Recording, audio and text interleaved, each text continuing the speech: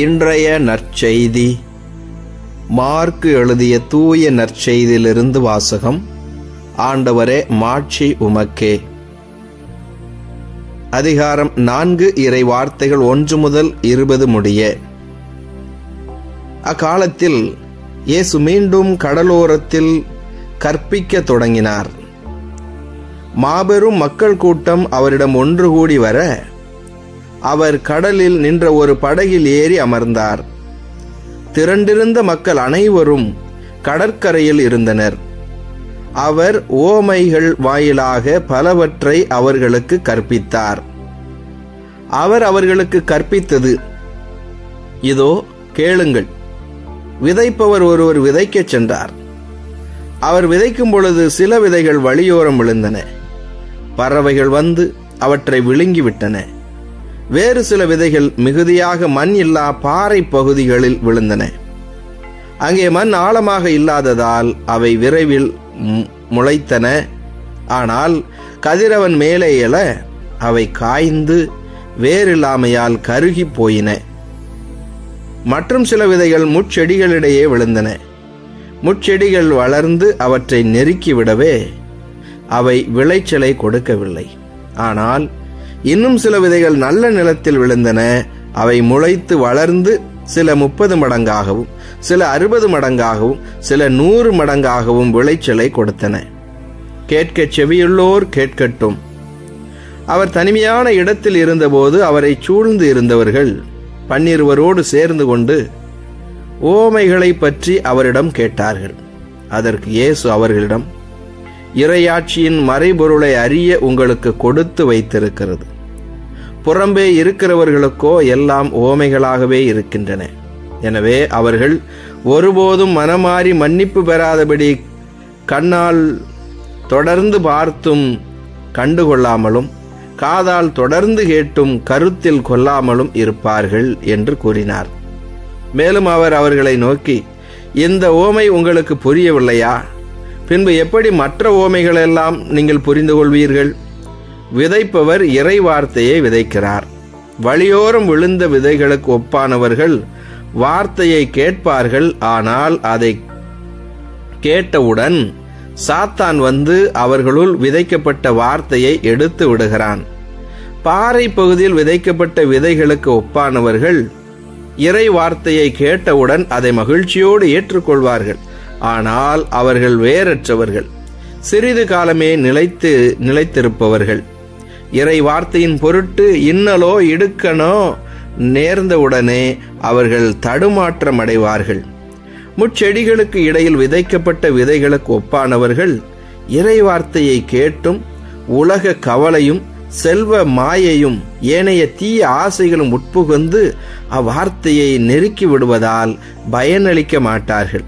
நல்ல நிலத்தில் விதைக்கப்பட்ட விதைகளுக்கு ஒப்பானவர்கள் இறை வார்த்தையை கேட்டு அதை ஏற்றுக்கொண்டு பயனளிப்பார்கள். அவர்களுள் சிலர் 30 மடங்காகவும், சிலர் 60 மடங்காகவும், சிலர் 100 மடங்காகவும் பயனளிப்பர் என்றார். ஆண்டவரின் அருள்வாக்கு. கிறிஸ்துவே, உமக்கு புகழ். என் ஆண்டவர் இயேசுவில் அன்பார்ந்த சகோதர சகோதரிகளே, உங்கள் அனைவரையும் உயிர்த்த நம் ஆண்டவர் இயேசு கிறிஸ்துவின் பெயரிலே அன்போடு வாழ்த்துகின்றேன்.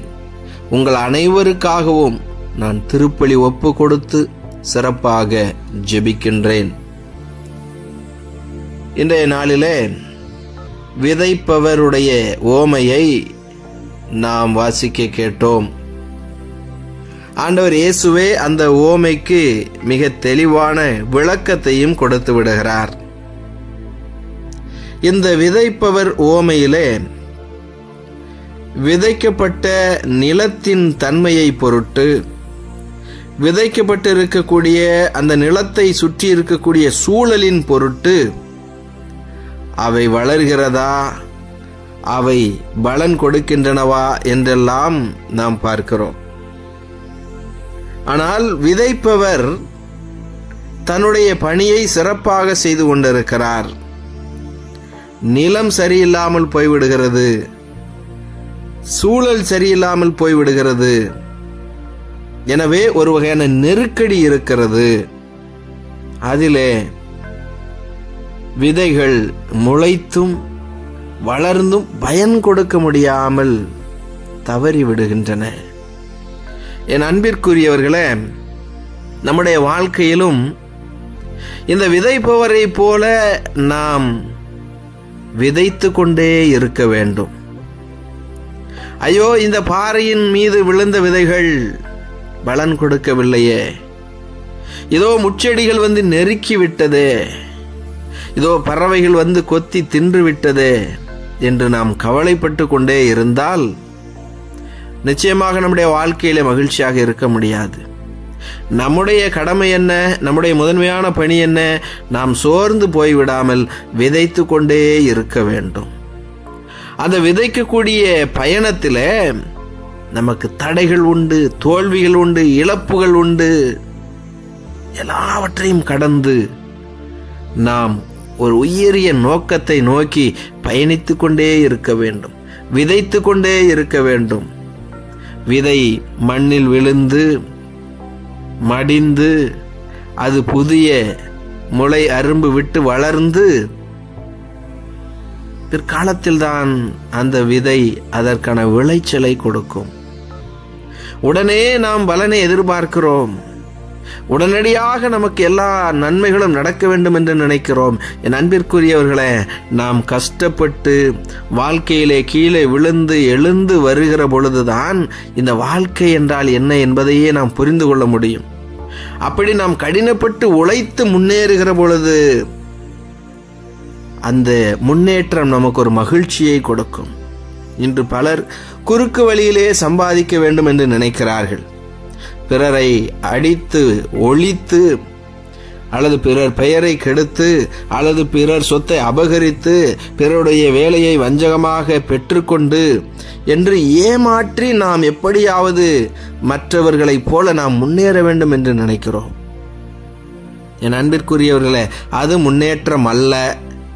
மாறாக நேர்மையோடும் உண்மையோடும் வாழ்க்கையில எத்தனை தோல்விகள் வந்தாலும், எவ்வளவு பெரிய இழப்புகள் வந்தாலும், அவற்றிற்கு மத்தியிலே நாம் விதைத்து, இந்த விதைப்பவரை போல விதைத்து கொண்டே இருக்க வேண்டும், முயற்சி செய்து கொண்டே இருக்க வேண்டும்.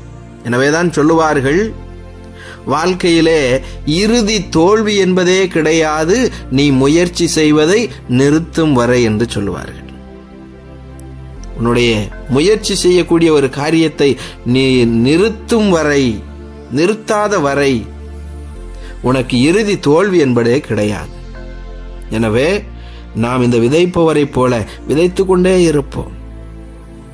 பல நேரங்களிலே நாம் 100% வெற்றியை எதிர்பார்க்கிறோம். ஒரு காரியத்தை செய்கிற பொழுது 100% வெற்றியை எதிர்பார்க்கிறோம். இந்த விதைப்பவர் ரோமையிலே பார்க்கிறோம், ஆண்டவர் அருமையான ஒரு பாடத்தை கொடுக்கிறார்.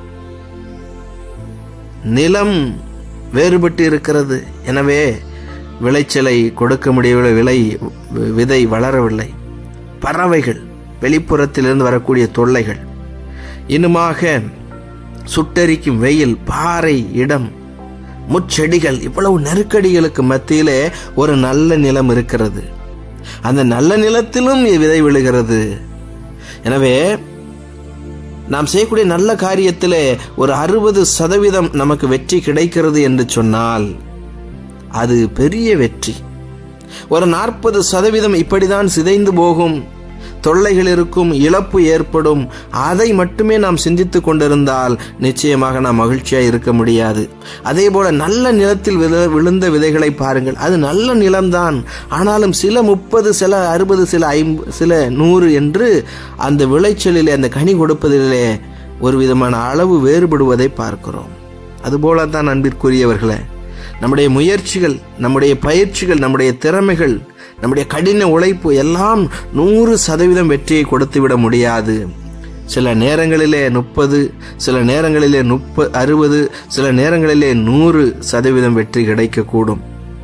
சில நேரங்களிலே எதுவுமே கிடைக்காமல் கூட இருக்கக்கூடும். அதற்காய் நாம் சோர்ந்து போய்விடக்கூடாது. நாம் தொடர்ந்து முன்னேறுவோம். ஆண்டவர் நம்மை ஆசீர்வதிக்கக்கூடியவர், நம்முடைய முயற்சியை பார்த்து கொண்டிருக்கிறார். நாம் எப்படி வீழ்ந்து கிடக்கிறோம் என்பதை அவர் அறிவார். அவர் கரம் தூக்கி விடுவார். பேதுருவைப் போல ஆண்டவரே என்னை காப்பாற்றும் என்று நாம் அழைக்கிற பொழுது அவர் நமக்கு கரம் கொடுப்பார்.